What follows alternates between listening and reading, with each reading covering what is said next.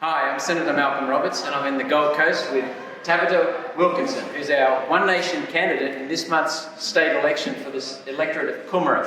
Tell us a bit about yourself, please, Tabita. Hi, Malcolm. Well, I'm Tabita and I'm obviously the One Nation candidate for Coomera. I'm a mum of three, a local mum of three teenage boys. I'm a nurse as well by profession.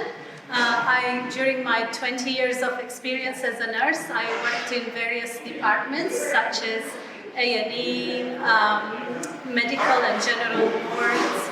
I worked in theatre, I worked in nursing homes, and my speciality at the moment is dialysis. And you came from Romania?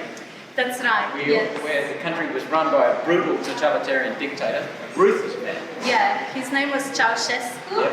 And I grew up during communism in Romania under totalitarian government. And when I was 11 years old, that's when the revolution happened.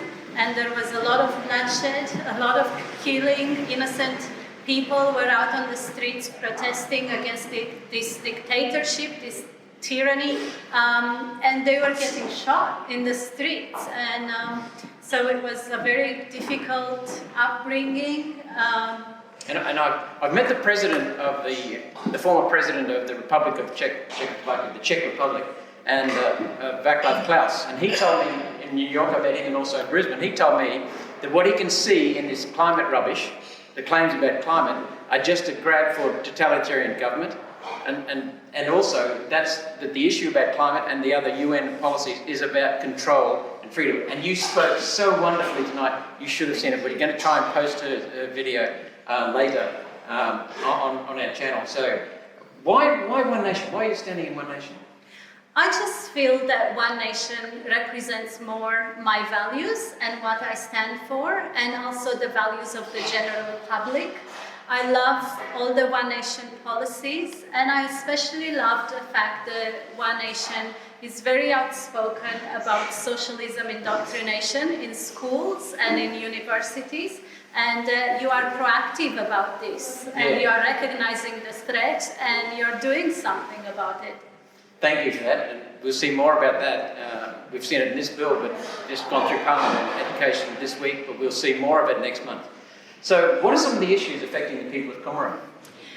In Coomera, some of the local issues, obviously Coomera is one of the fastest growing areas on the Gold Coast region, yet it's one of the slowest moving areas. We have a lot of traffic congestion, a lot of traffic issues, so we need to improve the exits 41, 45 and 49. We also have the Coomera Connector, which is in the pipeline. It's been promised for a long time. They are promising it again at this election.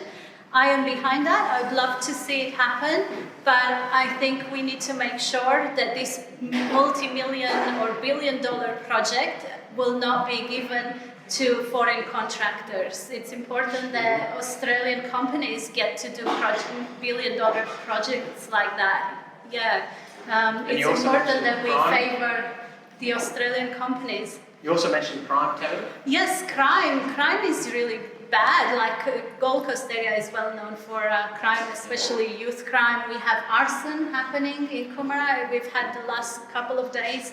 And we also have youth crime, and we have burglaries that have increased under Labour government an awful lot. And what we need to do, I think we need to stop the court system for being such a revolving door, and people just, they commit crimes and the next day they are allowed out again. You call it catch and release. Yeah, it's like if people do the crime, then they need to do the time. You know, we can't, if we are too soft, even on the young generation, then they'll keep committing the crimes if there is no punishment put in place. So we need to, I would love to work with the police and with Neighbourhood Watch in putting in place a better system, a more fair and just system. And energy prices also, all over Queensland we're hearing problems with energy prices. And energy prices are ridiculous. The cost of electricity has gone up about threefold. Yes. And so when we reduce electricity prices, we're the only ones who are pushing a policy on the cheapest form of electrical generation, that's hydro, and the second cheapest, which is coal. By a long, long way, second cheapest. So we're pushing that because that's the guts of the Gold Coast is small business, Coomera That's right. too. So that creates jobs, which takes people off the streets, less crime. Exactly, and I think if electricity prices are up, then it affects the small businesses which are already struggling due to COVID restrictions. They have been badly hit under the Labour government, and what we would like to see is to have a great post-COVID economic recovery plan for small businesses. We would like to see more manufacturing happening in Queensland and for businesses to be allowed to function to full capacity. And you will never get a plan for COVID under Labor. I've already questioned the Labor Premier. There is no data behind their plan. She pretended that there's data in two places. We've checked, there is none. She is an absent Premier. She's handed over to the Chief Health Officer who looks after the physical health of Queenslanders.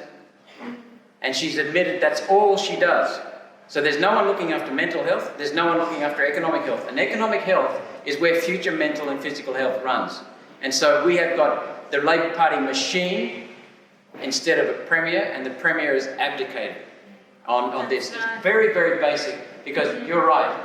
But I'll tell you one really important thing for voting one, Tabita Wilkinson, and that is that this lady is all about freedom and self-responsibility and making sure that our country stays free and our state stays free.